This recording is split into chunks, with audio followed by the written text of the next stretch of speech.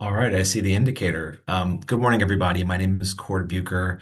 This presentation is being recorded so we can share it with other reviewers who aren't able to join us here today.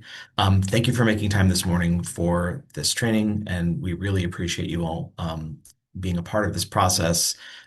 Without your help, we would not be able to evaluate all these applications. So we're really excited to have you here today and to talk about the process for evaluating the first of our three RFAs. Next slide, please. Whoa, my screen is glitching a bit. Let me try to see if I can fix that. All right. So here's a quick overview of what we're going to cover today. We'll do a little bit of housekeeping here at the beginning, talk a bit about Youth Development Oregon, the Youth Development Council and Youth Development Division. We'll give you a brief overview of the Re-engagement Opportunity Grant, which is the RFA that you'll be part of the evaluation of. We'll have a detailed explanation of the evaluation guidelines and some general concepts when you're scoring applications. We'll go through what's in the applications, how to score, how to leave comments, and we'll walk you through the SM Apply or SurveyMonkey Apply system where we will host all the applications and where you'll be completing your reviews. Next slide, please. During this information session, you can leave your microphone on mute and you can enter your questions down where you would normally see the chat. You should also, in that toolbar, see a Q&A button. And that Q&A is something we're using for this so we can track all the questions that we get. It has a couple of features that I'll talk about in a second that make it a little bit easier for us and for you to see what questions folks have. The chat is still available, but you should use that if you have any technical assistance pertaining to the meeting. So if you're not seeing a button, if the slideshow is not showing anything like that, you can use the chat to let us know. A few of us are monitoring that as well. But if you have questions about the presentation materials, the contents, please use the Q&A. And we'll be monitoring questions throughout. We do have a couple of breaks in the presentation where we're going to stop and address the questions that are there in the Q&A. So you can ask questions using that tool at any time, and then we'll answer them periodically throughout. Next slide, please. So a couple of things about the Q&A. It lets you toggle to see all the questions that have been asked and just your own. It has an upvote function, which can be really helpful for a couple of things. If you see a question that you also have, you can use that thumbs up icon to upvote it because you also want to know the answer. You could see a question that's something you haven't thought of but are really interested in the answer to. And what that does is it pushes it up so that we know this is an important question that folks really want an answer to. You can see down at the bottom, there's space for you to submit a new question. Again, if you see a question you already have, go ahead and use the upvote. You don't need to submit it again. And if you see a question, you have a comment or want to add something, you can also do that with the comment button there. So hopefully this will help you to see what other people are wanting to know and, of course, emphasize the things that you're really curious about. Next slide, please. If anybody's having trouble seeing the Q&A, if it's not showing up for you, just make sure that you expand your the window for your Zoom meeting a little bit. Sometimes that one gets cut off. I see someone else, yeah, it's Melissa, thank you, pointed out that if you see in the ellipses, it says more down there. It's the little circle with three dots. You probably at the bottom right, you can try that. I'm going to cover some burning questions that folks might have before I pause and introduce the team here today. So this just really briefly covers what we think are the most common questions. You'll be able to refer back to this slide, to this PowerPoint. We'll share this out later on following this presentation. You'll have access to all the materials on our website. We'll talk about that a little later on. You'll receive your applications within SM Apply, and we'll talk about how to access that site. You have about 3 weeks to complete your reviews. The assignments should be in SM Apply around June 26th, so the RFA is just closing and we're getting everything ready to assign. We're currently looking at a due date of July 17th for the reviews. So again, approximately 3 weeks.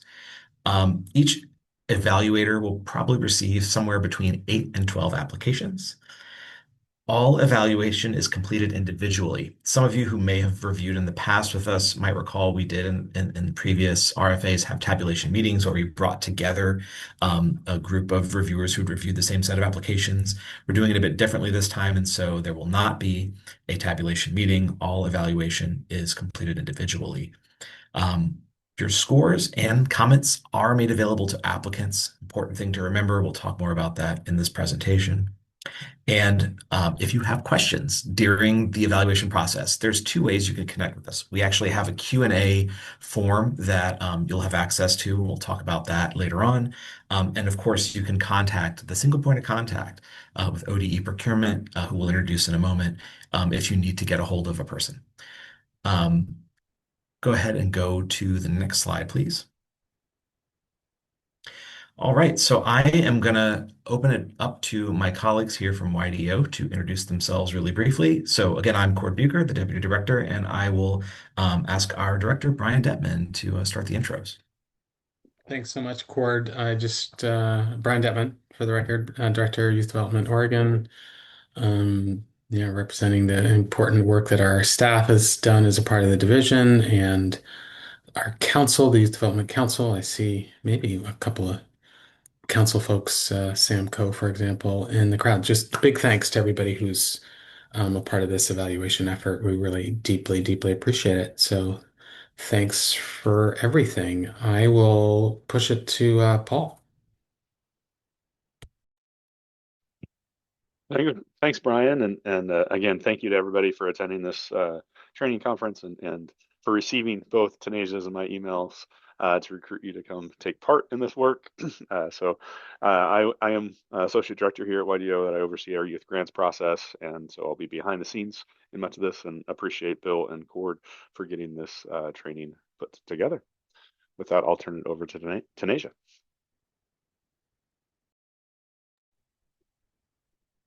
Good morning. Thanks for being here. Tanesia Bishop, Youth Grants Administrative Specialist here behind the scenes. Thanks for being here, and I'll turn it over to Molly. Good morning, everyone. Molly Burns, YDO Grant Manager, and I'll pass it to Abe. Hello, Abraham Magana, Grant Manager and Operations Analyst with YDO. With that, I'll pass it to Bill. Good morning, everybody. Again, echo the thanks for being here. You're very critical and important to this process. I'm the YDO Data Lead and Grant Manager. Back to you, Cord. Sorry, I see at least two of our staff who are not on that card. Melissa Gallardo is also here providing technical assistance, and I see Sally Deck has been able to join us. Melissa and Sally, do you want to just quickly say hello? Hello, thanks. Good to be here. I knew Melissa and I would talk at the same time. I'm Sally Deck, Grant Manager with YDO. Glad to be here. Awesome. Thank you for joining us. And now I'd like to introduce the single point of contact from ODE Procurement, Senior Contracting Officer Bethany Moreland. And I believe you've got a colleague here as well. Do you want to introduce yourselves? Yeah, hi, I'm Bethany Moreland. As it shows on the screen, I'm the single point of contact and one of the contracting officers at the Oregon Department of Education, helping YDO out with all three of these RFAs that are currently open. So you'll see me more than once if you're involved across a few of these. And I will pass it to Hannah, who may or may not be on video. Good morning. I'm Hannah Paven. I'm one of the procurement contract specialists at ODE, and I just help Bethany with her workload every once in a while, and I've been attached to these ones for a little bit. Thank you. Great. Thank you, Bethany and Hannah. So if you hear from any of us during this process, it will most likely be either Bethany or Hannah reaching out to you. Next slide, please. Just a quick who we are in terms of Youth Development Oregon. Most of you are probably familiar with us, but for those who maybe know us by one of our other names, Youth Development Oregon is the collective name for the Youth Development Division, which are the staff who are here today supporting this process, the agency that carries out this work, as well as our Youth Development Council, which is the state advisory council in our governing body. The council is governor appointed and includes a number of advocates, practitioners, and young young people who give us strategic guidance and direction. And again, we use Youth Development Oregon when we're talking about our grant processes because those are the combined efforts of both the division and the council. Next slide, please. Our mission and vision. So I will not read these to you, but we thought it was important to include it. This is something that guides our work, and we wanted it here. And invite you, if you are just learning about us, to again, you can dig it on our website and learn more about the work we do to carry out this work. Next slide, please. I'm going to pass it over to my colleague, Molly Burns, to talk about the re-engagement system and re-engagement opportunity grant. Okay, thanks, Cord. So just kind of to kick us off on this RFA and to provide some context, I'll go ahead and talk about the re-engagement system goals and then the purpose of the re-engagement opportunity grant briefly. And so currently in Oregon, a statewide re-engagement system is being built, and the re-engagement opportunity grants sits within this system. So the overarching goals of the re-engagement system are: one, reconnection to education; two, high school completion; three, access to career pathways and post-secondary education and training; and four, building collaboration networks. So the re-engagement opportunity grant really focuses on goals 1, 2, and 3 of this wider system. Next slide. And so in terms of the purpose of the re-engagement opportunity grant, the re-engagement opportunity grants, or ROG, fund community-based re-engagement efforts across the state to identify and serve youth ages 14 to 24 who leave high school before earning a high school diploma or its equivalent, connect the youth to education, and ensure support, services, and opportunities towards the achievement of a high school diploma or GED. Re-engagement programs help youth achieve equitable education and career outcomes through re-engagement services and activities. Okay, next slide. Thank you, Molly. I'm going to pass it over to Bethany for this next section, but I wanted to quickly note for folks who joined while we were in process that we're recording this presentation. The slides and all of the supporting materials that we've mentioned are going to be available to you to review at your leisure. You'll be able to get it on our website, and we'll share where that's going to be located, and we'll also be sending all this material out. So if you're just joining, don't worry. You'll have access to all of this. We appreciate you making time to be here today for this training. I'll pass it over to you, Bethany.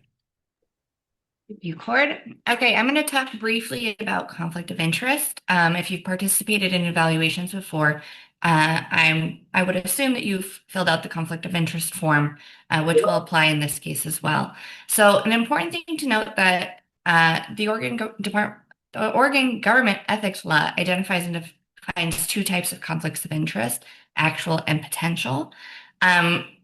More importantly, they're talking about conflicts of interest as it pertains to financial interest. So this is financial interest, whether positive or negative, of the official, the official's relative, or a business which the official or relative of the official is associated. And whether there is a potential impact on that individual, their business, their family member, in the case of an organization receiving a grant. So in the case of conflict of interest, what we're really looking at is would versus could. Would there be a conflict of interest if you evaluated an application, or could there be a conflict of interest? So the form that I'll send out goes more into detail about that, and you'll be asked to review the organizations that have applied and identify any actual or potential conflicts, and I'll follow up if I have questions about those. But just keep in mind that when we're talking about conflict, we're talking about financial interest. So it's not that you've worked with these people in the past, or you know what their organization is about. So whether or not there is a financial interest in that conflict of interest. Next slide, please. Again, the forms will be sent out and you'll be required to fill it out and sign it prior to evaluating any applications. So another thing to keep in mind are some of the items that evaluators are prohibited from doing. This isn't a comprehensive list, but I pulled out a couple of the ones that I feel like are important, extra important to note. The first is that you should not have any conflict or any contact, sorry, with potential applicants during any part of the evaluation process. So if an applicant contacts you regarding the RFA, please do contact me immediately.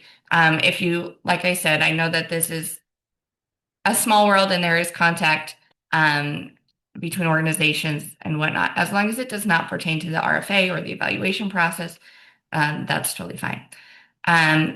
Secondly, please do not conduct independent research like internet searching while doing your evaluation, including opening hyperlinks that are embedded in the application responses as part of the evaluation of the applications, unless it's required within the RFA and directed in the review portal. Note specifically that this RFA allows applicants to reference credible sources of data.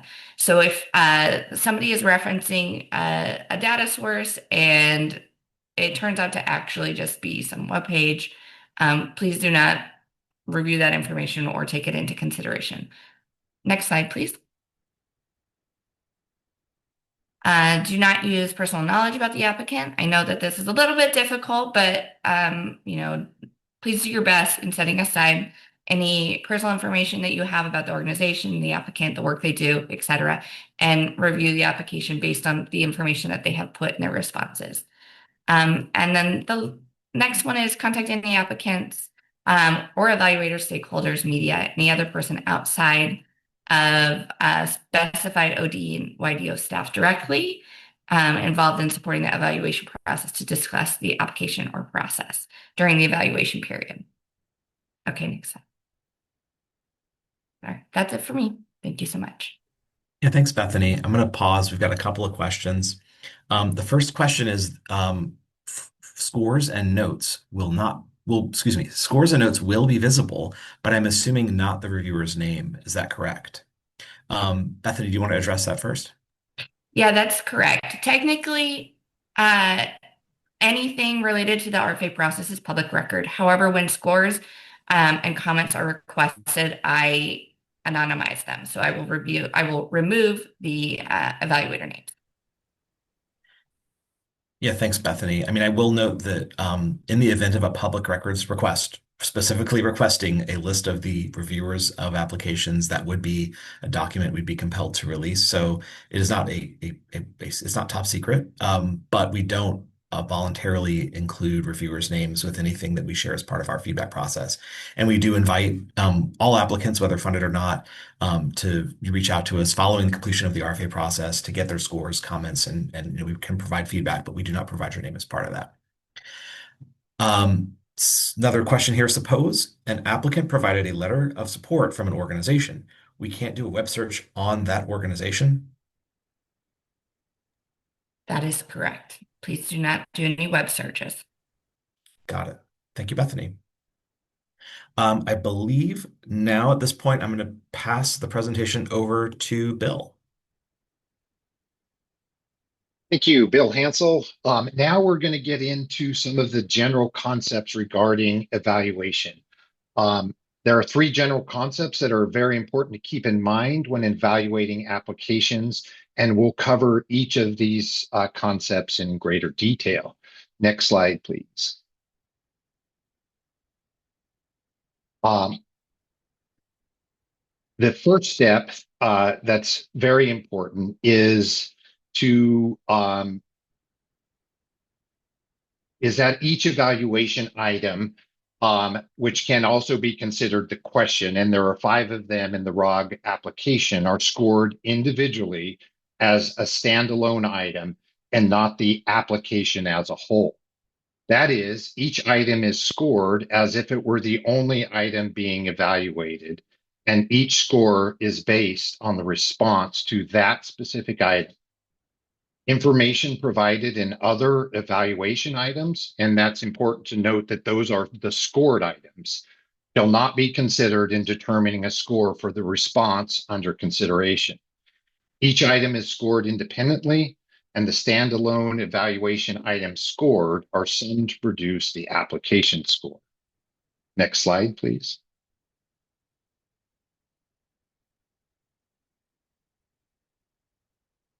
The second important concept is that each evaluation item is scored against the rubric only and not against responses from other applications. That is, evaluation items are not scored on a curve. For example, the best response for an evaluation item from assigned applications is not automatically awarded a 10. The score is awarded based on the rubric, not the relative standing within the applications assigned. The best response for an evaluation item may earn any of the possible scores. It all depends on the random assignment. Similarly, it is possible that all scores for a single evaluation item and all scores for all evaluation items are similar. As long as the rubric is being followed, this is not something to be concerned with. It simply indicates that all assigned applications were of similar quality, whether that is high, medium, or low. Next slide, please.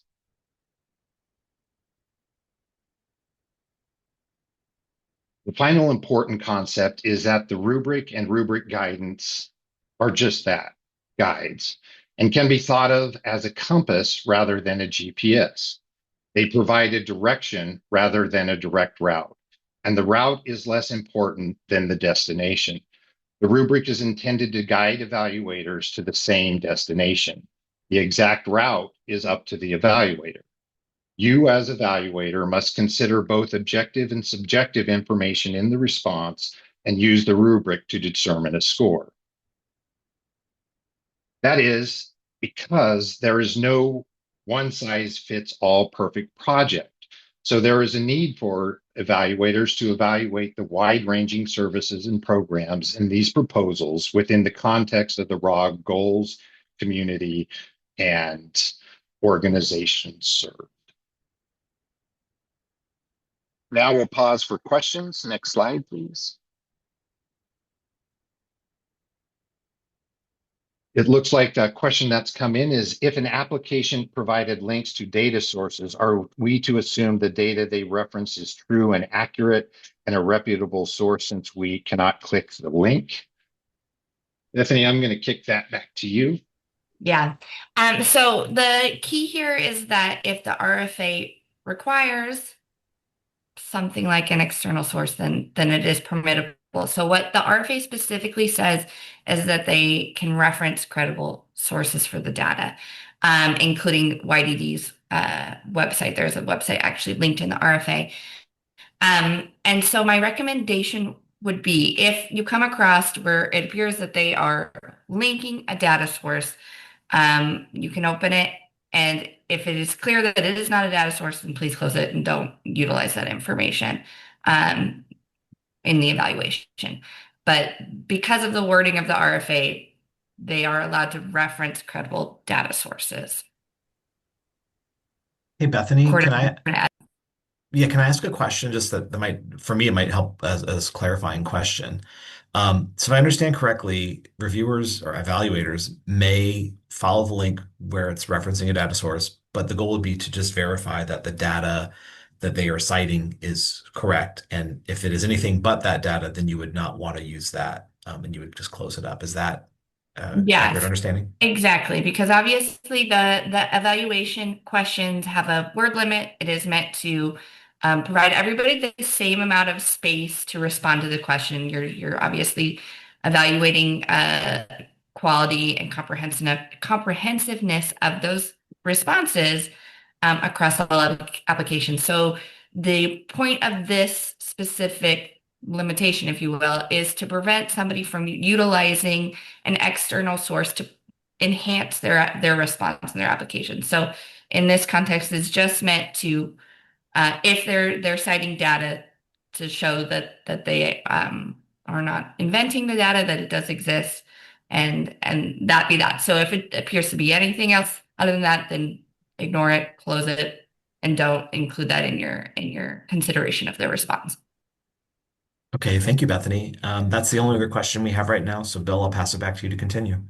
Great, thank you. I also have a clarification question about that. Because the citation is a reference, it's not in lieu of providing data, it's verifying provided data.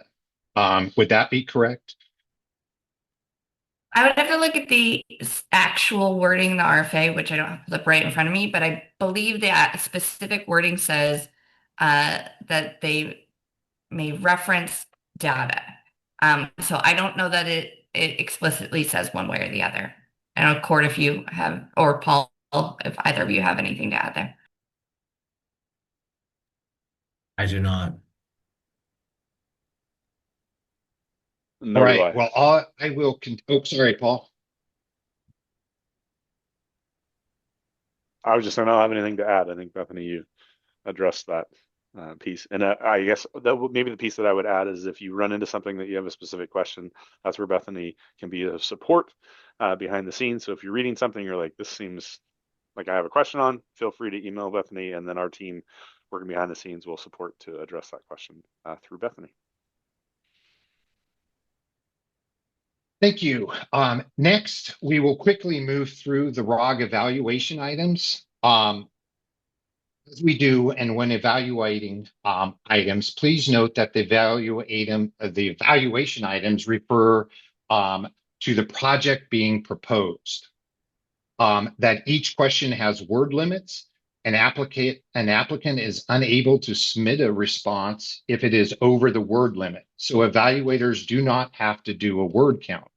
And if an evaluation item response ends mid-sentence, the applicant themselves had to choose to shorten the response.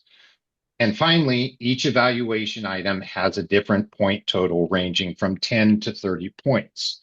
Evaluation item number 1 has to do with project implementation and capacity.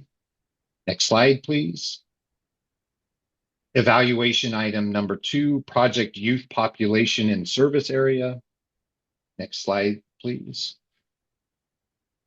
Evaluation item number 3, project services and activities. Next slide, please. Evaluation item number 4 is project equity and access. Slide, please. Evaluation item number 5, community partnerships and support. You'll note that project is not in the title on this one, but it is in both 5.1 and 5.2. Also in this will be, you'll be reminded of this within SMA, which we'll talk about further, which is where the reviews will take place. For federally recognized tribes, their community, it's perfectly acceptable for them to reference intertribal governments, and partners do count as tribal different elements of the tribal government. Next slide, please. All right, this slide is an example of the rubric and what it will look like. We'll go into more detail. I'd like to make an important caveat here is that the text of the slides is accurate. The image of the rubric contains some errors. So those will be updated, and the slides that will be provided will have the images of the rubric with the correct, without those errors, and all the resource material that will be provided will, of course, be correct. Next slide, please. All right, now we're going to cover the rubric design, and first we'll cover scores. There are 10 possible scores. You can see them highlighted here on the left, and they range 1 through 10, 1 being the lowest score and 10 being the highest. Next slide, please.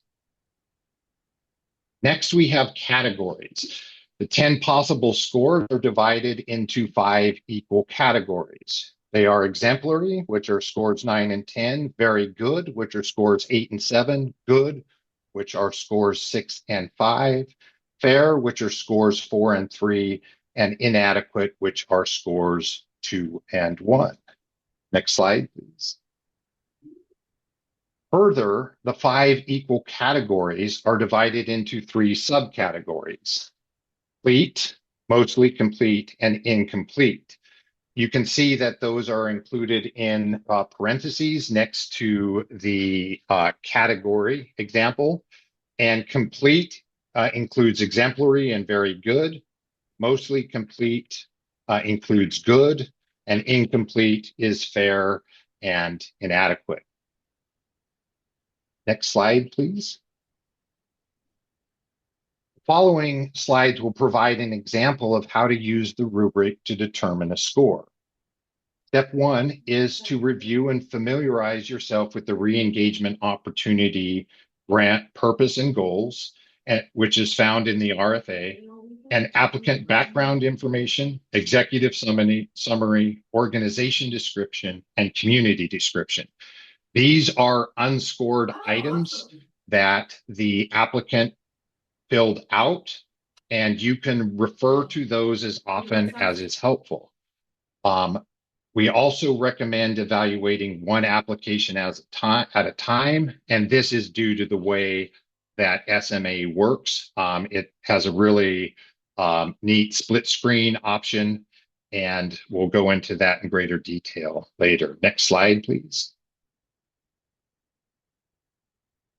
Here's an overview of the remaining steps in a single glance, and we'll review each step in greater detail. Next slide, please. Step 2 is read the evaluation item, including numbered component parts and then responses. The numbered component parts are referred to as items in the rubric, but should not be confused with evaluation items. These are either like 5.1, 5.2, or the parts of an evaluation item. Next slide, please. Step 3 is, after having read the response, assess the level of completeness. Complete, which is the green section here, are all numbered component parts of the item are addressed. The yellow, mostly complete, is the majority of the numbered component items are addressed, but not all. And incomplete, which is red, the majority of numbered component parts or items are not addressed. So the first thing you do when reading the response is determine if all of the component parts of the response have been addressed, and then wind up in one of these subcategories of complete, mostly complete, or incomplete. Next slide, please. Step 4 is assess the quality of the response based on the category criteria and determine a category. Again, those categories are exemplary, good, exemplary, very good, good, fair, and inadequate. It's important to remember that based on the assessed quality of a response, the category can be moved downward, but not upward. So that's an important consideration. Next slide, please. And step 5 is then, once you have now arrived at a category, say, for example, exemplary or very good, you would choose the score. So if you arrived at very good, you would now, based on the quality, and this is highly subjective, this is where you as an evaluator really consider the response, and you determine an 8 or a 7 would basically be how that works. Next slide, please. These are scoring considerations. The concept of completeness is not intended to be the sole criteria for the score. Rather, it is intended to serve as an initial guide and a minimum qualification for a category determination. It's really a starting point. Next slide, please. Other concepts found in the category criteria, such as thoroughness, expertise, understanding, knowledge, and ability, are intended to capture the quality of the response.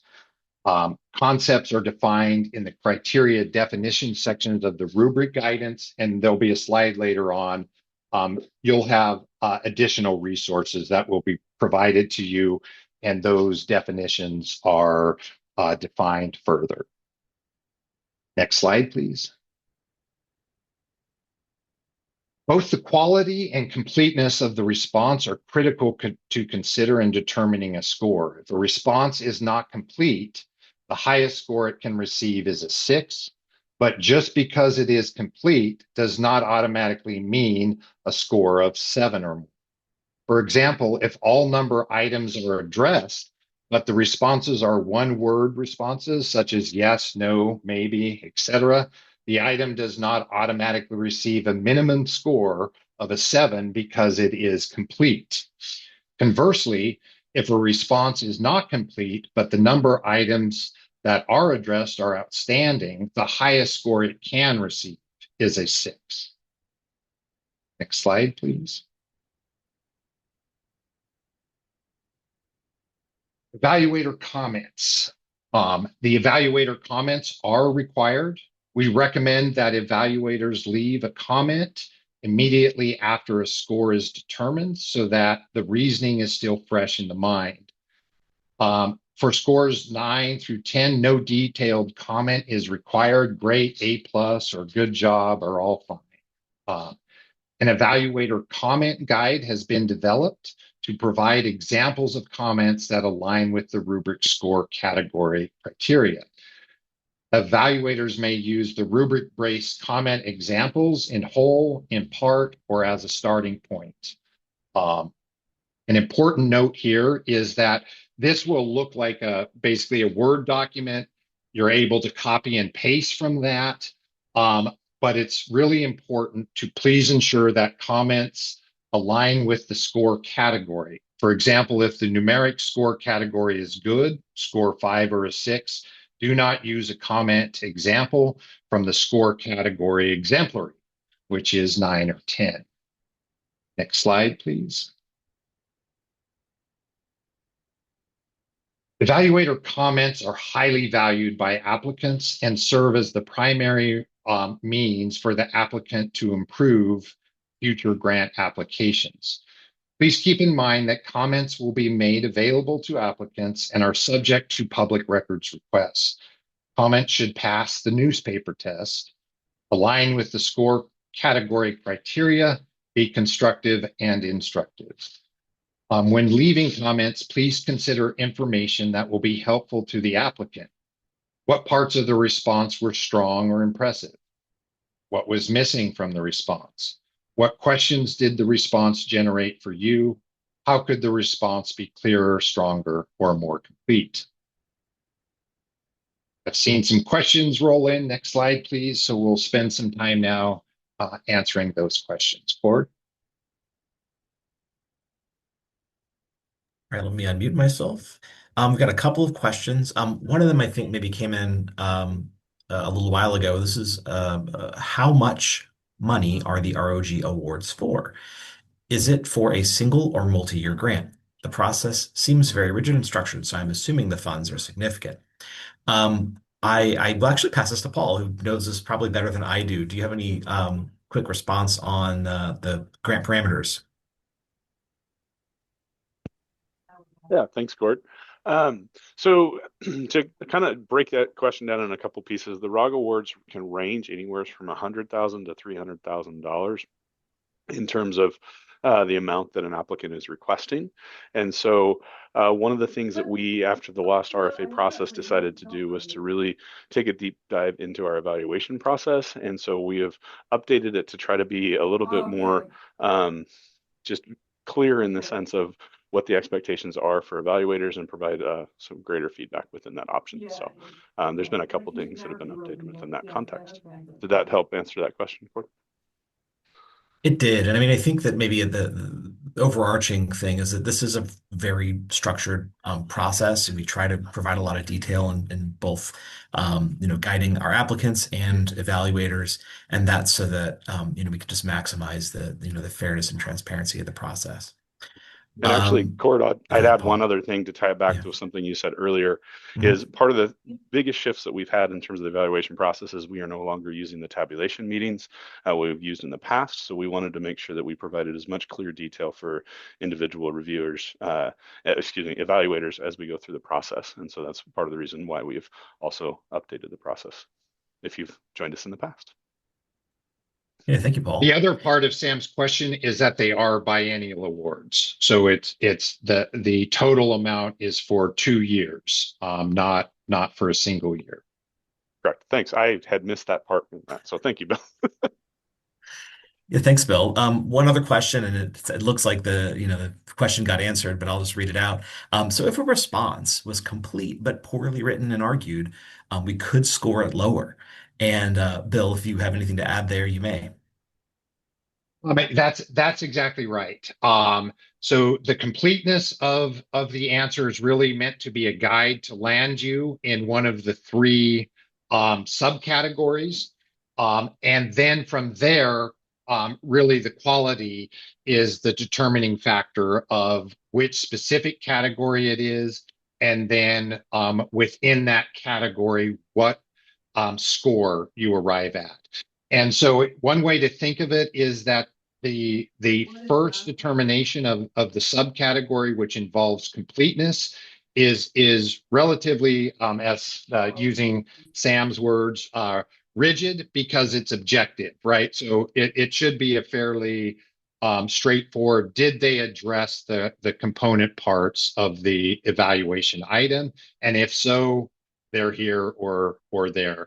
The next two are increasingly subjective as we move down. So the category determination is both objective and subjective, depending on the provided criteria guidance. And then finally, when you're determining a score, that is the most subjective. That's where you have the most leeway as the evaluator to be like, yeah, is it an 8 or a 7, 9 or a 10? But really, we're hoping that the guidance will lead all evaluators at least to the same category. And then where we expect variation is some may think it's a 10, some may think it's a 9, or vice versa. But the range in scores will not be following the rubric should not produce one evaluator with a 2 and another evaluator with an 8. That's the type of thing we're hoping that this kind of structure will eliminate. Thank you. Yeah, thanks, Bill. I'm just going to quickly mention something Bethany shared with me in the chat. Just another clarification on that question about links to the sources of data that might be cited. So you can, an applicant rather, can provide a link to reference, or rather reference to something that supports the validity of their response. But that link is not to be used to supplement the response. And just speaking from experience, it's pretty common for an applicant to provide data, to provide numbers, percentages, et cetera, to support their response to an evaluation item. But they should not say, go to this link to go and see the data. The data should be there, and the link would only be there to support it as the source. So just another, additional clarification on that question from earlier. Looking at the questions, I think we've covered everything from those. And so I believe now might pass it over to Abraham to talk about SM Apply. Thank you, Cord. Yes, I'll be talking about SM Apply, kind of giving you a sneak peek, if you will, of what you'll see when you log in and begin your evaluations. So starting off, some of you may be returning evaluators, and for some of you, you'll be new evaluators. In either case, you'll be receiving instructions when you can begin your process of setting up your account and or logging into SM Apply to begin your evaluations. But one of the things you'll first see when you log in, once you've set up your account, you get this little, on the right, there's a little image, and you'll either have two buttons that says applicant and reviewer, or you may only have the reviewer button that pops up. What you want to click in either case is reviewer, because that's where you're going to be a reviewer slash evaluator of the grant applications. Next slide. After that, you'll see a series of other screens in that top rectangle box. That's kind of where you'll see, okay, what am I evaluating? In this case, it's the ROG, the Re-engagement Opportunity Grant evaluations. And as you can see, there's 0 of 1. You're going to have more than just one grant application assigned to you. And as you see, there's a start button. You click on the start button, and then you'll see something similar to the next screen, the next rectangle underneath. And again, in this example, there's only one grant application, but you're going to see each individual grant application and their ID numbers. Something to keep in mind is that little circle there, kind of with a dashed circle there. That clear circle signifies that you haven't started any. So you'll have a whole list, and all those circles will be clear, right? Once you start progressing through some of them, they'll start changing color. Once you complete one, you'll get a checkbox, actually, and or they'll disappear actually from this screen, right? If there's one that you didn't complete, that circle will be kind of a half filled with green. So you'll have a half green, half kind of light gray circle. And that'll give you, oh, these are the ones I haven't completed, or these are the ones I have left to complete, right? Another thing to keep in mind is on the bottom there where it says 10 per page, you can kind of toggle that. You want to make sure you click that. I think the next, when you click on it, there's a drop down where it'll show you, I believe it's 20, right? Because in case you have more than 10, right, you want to make sure you see them all so you know where your progress is at. But once you got to this screen to actually begin your evaluation, you can either click on the hyperlink there, that's kind of in that blue with that long ID number where it says 2527 ROG and then ID number, or you can click on the start button. So once you click on the start button, you'll be taken, next slide, to this screen. And this is kind of what you'll see in pretty much all your evaluations. You'll see this kind of double pane type process where the right is where you'll actually be scoring, like setting scores, checking boxes. On the left is the actual grant application, right? I have a few things here that I highlighted. If you don't see the application on the left, you just have to click on that word application, and that'll bring up the application information. Another thing to keep in mind is you will see the instructions on the right, and a lot of times the instructions and or the subheadings will align with what's on the left. So for example, on the left, it says Task 5 application requirements, and on the right, I reference that, right, in the instructions, right? And in this first screen, what you're going to be seeing is a few responses to some questions. And the purpose of these responses in this first screen is not, this isn't even your evaluation yet. This is really to give you context of an organization and or their project. That's its only reason is why we're doing that. And what we're checking is, if you see there's a checkbox that says Evaluator training, first that you saw this training, right? And then second, you're verifying that you've also reviewed, for example, here, the executive summary, the organization description, right? And then what you would do, you can kind of see in the middle there, but also on the right, these gray bars, you can click on it, drag it up and down, go up and down, same on the left, independently. Another thing you can do is there's a lighter gray one with, looks like in the middle, like a series of 3 dots, right? 3 by 3 dots, little square. And you can move that left to right also. So you can make your screens, whether the left one or the right one, wider. So you can see more of the information, or if you want to see in a different view, if you will. Next, after you've completed this and you've verified, okay, I've read all of this, you check off the boxes, right? And the bottom, there'll be kind of another button. You push a green button, that'll take you kind of the next page, but on the right. So your right pane is going to change. Next screen, please. This is where actual evaluation takes place. So you'll be taken on the right to this screen, but on the left, you will have to click on that little gray bar in the middle and drag it down a little bit. Because now what you're going to see is evaluation, for example, on the left is evaluation item 1, project implementation capacity. And on the right is the same header, right? And that's exactly there's a question, and below on the left is the response. On the right, which is evaluation item score, that's your drop-down menu where you'll see a 1 through 10 and you select. Just kind of pick what you want to score. And the bottom is the required comment that you have to write in. Now, like I said, I believe Bill said if there's a 9 or a 10, you still have to write something in that box, but it doesn't have to be super detailed. Is that correct, Bill? That's correct. And what you essentially do here is you just kind of scroll down after you've done evaluation item one, you scroll down to evaluation item two. On the left, you scroll down to evaluation item two, so on and so forth until you complete. And then at the very bottom, there's a green button, it'll be submit. There will also be a button that's save and edit at the bottom. In case for whatever reason you have to leave or you can't complete this evaluation, you click that button, X out of that tab, do what you got to do, come back, and you will see in that previous menu that I showed, that previous image in your dashboard, there'll be that little circle for that specific grant application evaluation that's not full, meaning that's pending, needs to be completed. That's pretty much it in the sneak preview. But just remember kind of the guidance around this. And again, if you have any questions, you can reach out to Bethany, and then we'll help you with any technical issues you may have. And I think that completes my portion.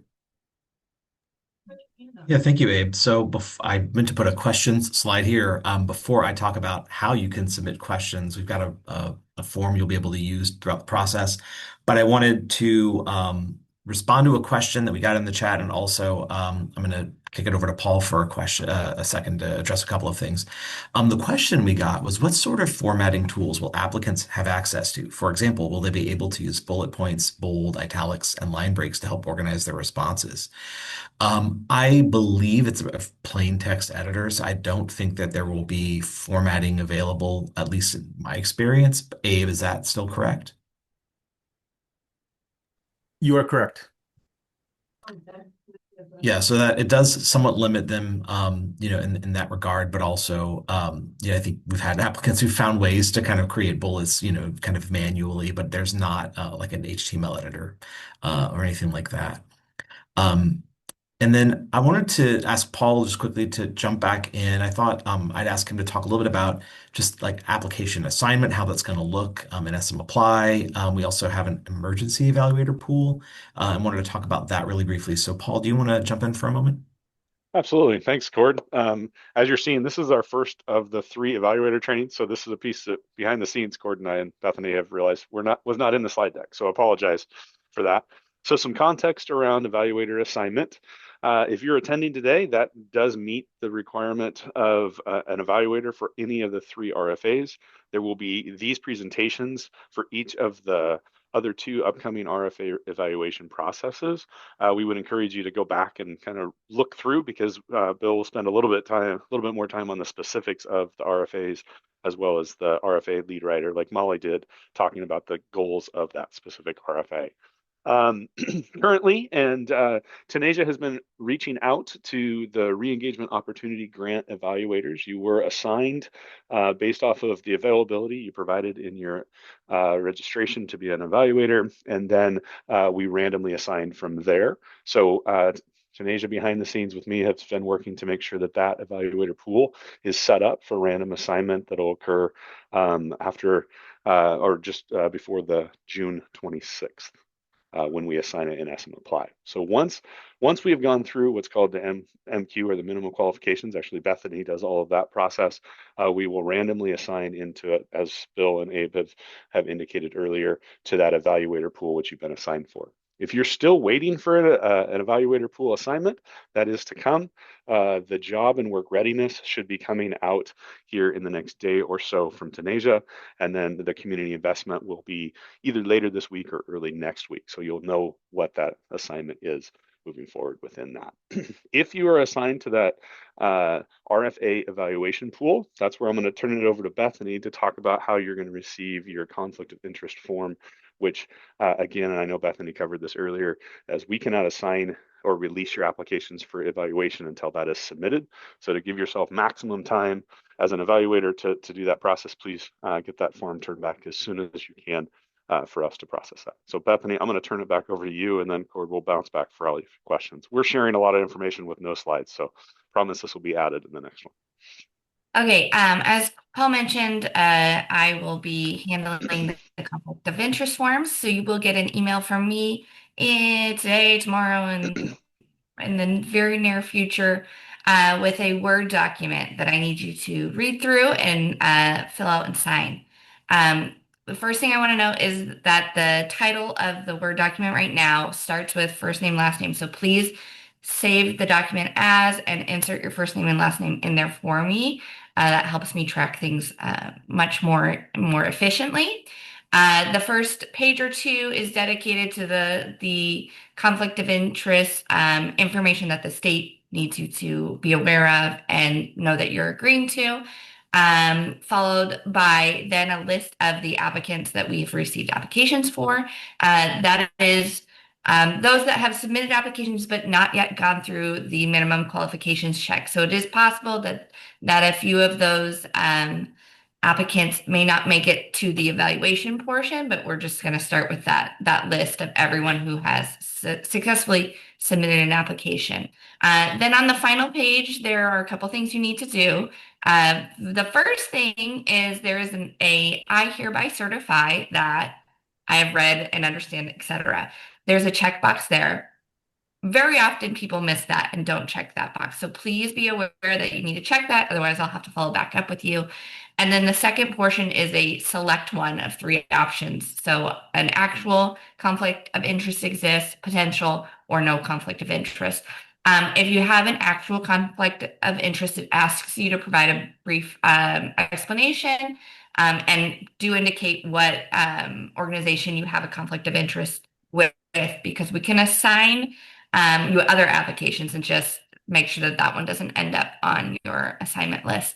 And then the potential conflict of interest instructs you to reach out to me. So just in your email back to me, if you can provide me some background information about what the situation is that you're concerned might be a conflict of interest so that we can have a discussion there and determine whether or not it really is or is not. And again, that doesn't exclude you from being able to evaluate, but it could potentially exclude you from evaluating that organization's application. So again, I just want to remind everyone that this is about financial interest and not just knowing an organization or having a previous work history with them or something like that. But if you have any questions or doubts or confusion in that, please by all means reach out and ask me. And then the final part is you're just going to fill out your information, your name, your title, the date, and sign it and put your telephone number. So please make sure that last page is complete. That will expedite the process. Otherwise, I will have to follow back up with you to get those last little details ironed out. And then once I receive that back, I can let YDD know that you're all set to go and they can release your applications to you. Again, if you have any questions around conflict of interest or the reviewing of the applications, like Paul mentioned, we have this form, but conflict of interest stuff specifically, that email will come directly from me and you can respond directly to that. Thanks so much. Thank you, Bethany. I appreciate the detail on that. So just a couple other notes. So when we did assign, if you indicated that your organization or an organization you're closely connected with was part of the RFA that you've been assigned or that you were being assigned to, we did not assign you to that. So for example, if your organization is applying for the Re-engagement Opportunity Grant, we tried to avoid assigning you to that RFA for evaluation. If for some reason you notice, oh wait, my organization's there, please reach out, let us know, and we will work to reassign you out of to a different RFA in that process. And you can imagine all of the things that can happen in terms of the course of an evaluation process, which is almost 6 weeks long. So we recognize things happen. One of the things that we are doing new this time is creating what's called an emergency evaluation pool. Sometimes when we are doing cleanup and we have an evaluator that is unable to complete their reviews, we have to do quick reassignments for that. And so in the chat, and I want to be very clear, I put this in the chat. If you are available to be part of the emergency evaluation pool, please sign up at that form there. Essentially what that'll be is that you're notifying us that yes, you could probably do an evaluation within a 24-hour time period within following the close of the evaluation window. And again, we're just trying to establish a random assignment. That's not saying that you would be assigned anything, but that would be the pool that we randomly assign for that. And then just one other further clarification around your evaluation window. So as an evaluator, that 3-week window that Cord talked about earlier will be open. We do need you to revisit SM Apply or SurveyMonkey Apply throughout that evaluation window, because sometimes evaluations do get assigned after that initial assignment. So even if you complete all your evaluations early, please make sure you go back and do check to make sure you haven't had a application reassigned to you during that evaluation window. And so there may be some questions there. We will update the slides before the next RFA evaluator training in a couple weeks. But any questions, Cord, that you see within that or that folks might have? Sure. One that I think we may have answered. So, what do I do if my workload suddenly does not facilitate my ability to review 8 to 12 applications within the time frame? We know that happens, and as noted, you should contact us, let us know. I'm about to talk about this question form that we're using, but you can always contact Bethany directly. And certainly, if an emergency comes up and you can't complete your reviews, please just email Bethany and let her know. And as mentioned, we'll be working on having some backup evaluators for just that situation. And if, as you're kind of seeing all of this, if you're even concerned right now about your ability in this, for the ROG or for any of the RFAs to be able to complete it, please let us know. We'd rather know that it doesn't work for you ahead of time and be able to make the assignment. And of course, if it, becomes difficult to complete it, be in touch with us. Now you can email Bethany directly, and you can also use this form here. I'm going to drop this yet another Smartsheet form into the chat. If you want to have a link to that, you can save. If you have questions during the process, you can use this form. And the beauty of this is that Bethany and YDO staff will be able to see these questions coming in. If your question is just about SM Apply, you're having a technical problem, there's a drop down for you to select that. So we know to route it to Abraham, who will most likely be the person to help you resolve that SM Apply issue. If your question is more about the evaluation process and application, for example, you are concerned about, something related to a specific application, or ability to do evaluations, you can also use this form. You can select in the drop-down evaluation application question, put your question in and submit it, and we'll all be monitoring this. And you'll either hear back from Bethany if it's evaluation and application related, or you'll hear back from Abraham potentially if it is SM Apply technical issues. But we're using this. This is a new thing we're rolling out just so that we know everyone's getting a lot of email on our side because of the 3 different RFAs all sort of overlapping. So we wanted a place where your questions are going to get tracked, and we can make sure that they are answered in a timely fashion. And there'll be a link to this on the evaluator information page on our website, and we'll probably also drop a link in SM Apply. We've got a lot of resources for you. You don't have to read all of them right now, but you'll have access if you have questions, if you want to review this training deck, if you want to review some of the other guidance around the rubric, comments, etc., this recorded training, even the sample responses. We will be able to put all that on our website here at this evaluator info page, and that link has also been dropped in the chat. I realized after we made this deck that we may not actually, I was going to post the questions we got from evaluators, but I realized that some of them might be things like, I can't complete evaluations, or other stuff that's really pretty direct to us. So if anything important comes up that we want everyone to know, we'll put it on that page, but we'll probably not have a Q&A with every single question you might ask. We'll kind of use our discretion in terms of what we're going to publish there. But this page will have everything that you need in order to conduct this evaluation. I'm going to go to the final thought slide, and then we have a little time if anyone has any other questions. Let me check the Q&A actually really quickly. So a quick question that we got is, if you are reviewing the ROG, then we are not reviewing the other grants. Is that correct? I believe that you may volunteer to review other of one of the other 2 applications. Is that correct, Paul? That is. So we are right now assigning one of the RFAs to you. If you would like and have time or want to participate in more, we are happy to do that. I would suggest just emailing us or in the Q&A, letting us know that you are able to do that. Yeah, thanks, Paul. We hope you love it and want to come back for another helping of evaluation. So please let us know if you have the time and the interest in doing that. Final thoughts. So The rubric is your friend. Trust the rubric.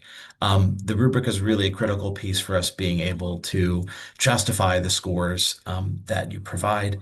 Using the rubric consistently helps to ensure that all applications are treated equitably and fairly.